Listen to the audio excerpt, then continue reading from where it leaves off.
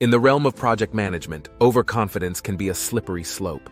When embarking on a project, it's natural to rely on our wealth of industry knowledge and experience. We believe that our past success lends us an all-encompassing understanding of every facet of the project, and this can lead to a know-it-all syndrome. However, it's key to remember that project management isn't just about what you know about the industry, but also about effective communication, delegation, and most importantly, recognizing the areas that lie outside of your expertise. When your project requires the involvement of specialist contractors, it's essential to respect their expertise and incorporate their input. In such situations, donning the know-it-all hat can jeopardize the project outcomes and strain essential working relationships. So the next time you find yourself steering a project, remember it's perfectly okay to not know everything. Embracing this fact could be the first step towards successful project management. On the flip side of things, an equally disastrous approach is to blindly trust the expertise of others, such as outside contractors, without exercising critical judgment. The danger in blind trust lies in its potential to lead you astray from your project's goals. Being too reliant on others' expertise can result in a lack of understanding and ownership over critical project elements. If you're liking this video so far, consider dropping a like, a comment, or subscribing. Now, on with the video.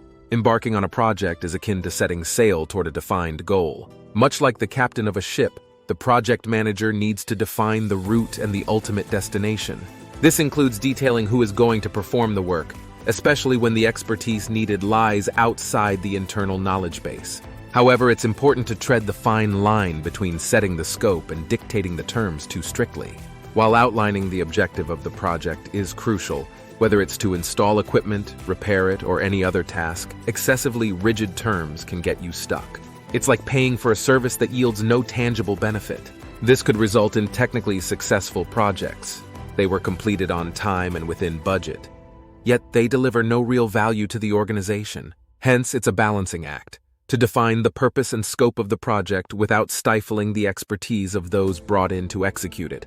Consider the story of a large equipment unit that encountered a door malfunction.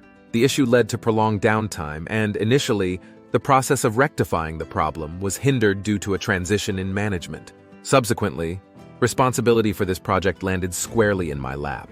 Leveraging the existing information and with requisite management approval, I was able to initiate the repair process. We brought in specialist contractors, scheduled the repairs in line with other preparatory activities, and the project was back on track. The completion of the work was met with disappointment, as it turned out that the door malfunction hadn't been successfully fixed. The information I had received and relayed to my management was from the previous site manager, whose expertise lay in manufacturing, processes, and contractor relations. The original agreement was based on the details that he had worked out with the contractor.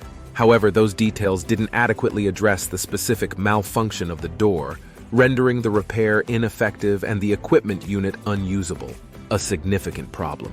Upon evaluation of the issue with my management and the contractors, we crafted a new work agreement, one that would culminate only with the successful repair of the door.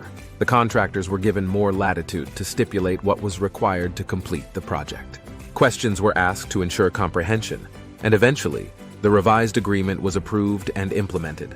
And the outcome? The door was ultimately repaired successfully. Unfortunately, the cost was additional lost production time and extra work expenses, both of which were far from insignificant. The lesson learned was invaluable.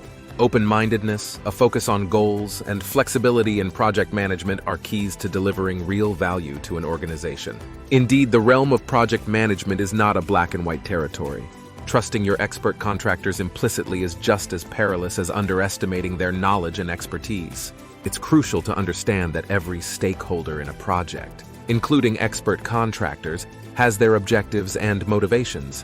While their experience and insights are invaluable, they may not always align with your desired project outcomes. This underscores the importance of having a strong grasp of your project's goals and ensuring that every decision and every action is leading you towards that destination.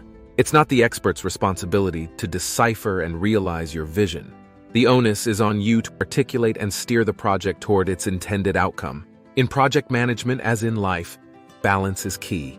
A balanced approach, respecting expertise yet maintaining your goal-oriented perspective, can help prevent detours and keep your project on the right track. How about a story to illustrate the issue? In this project, although I wasn't directly responsible for management, I was positioned to possibly benefit from its outcomes. In a previous office, we had been dealing with issues related to HVAC ductwork and controls. Some areas were consistently comfortable, while others were borderline unbearable, especially during the summer.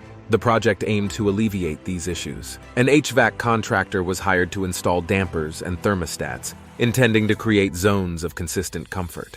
Included in this project was my upstairs office. However, the new thermostats merely controlled the dampers, opening or closing based on set points, but they weren't connected to the HVAC units. Consequently, in my office, the damper for the two ducts remained open, but the temperature remained too high.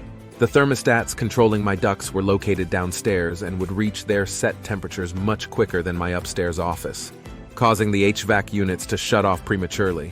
This situation was not only disappointing for me, but also for others who found themselves in similar predicaments.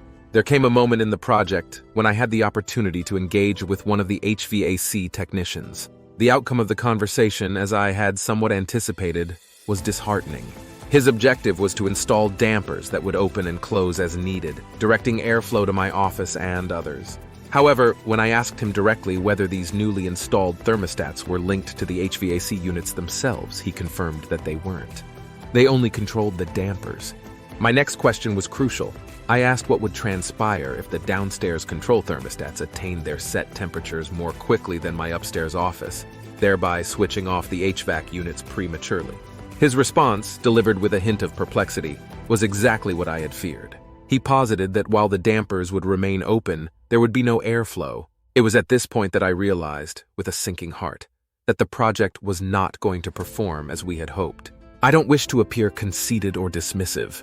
However, it remains a personal frustration for me when I seem to have a better understanding of a system's operation than a trained professional in that field. That said, it's worth noting that most technicians work under the supervision of others, and the agreement for the project was made between our upper management and the contractor, not the individual technicians.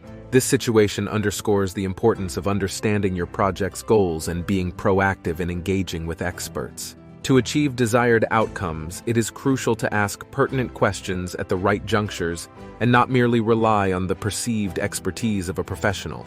Blind faith in the latter can lead to unfortunate circumstances, like in our case, where the project fell short of expectations. It is a potent reminder that when stakes are high, it is prudent to remain involved, to question, to clarify, and to understand. It is our responsibility to ensure that our vision aligns with the execution, and being informed is a significant part of this process. Every project is a learning opportunity, and this experience has invaluable lessons for us all. In conclusion, the lessons gleaned from these projects have been profound and transformative. A crucial takeaway is the indispensability of having a clear vision and understanding of the true goals one aims to achieve in project management.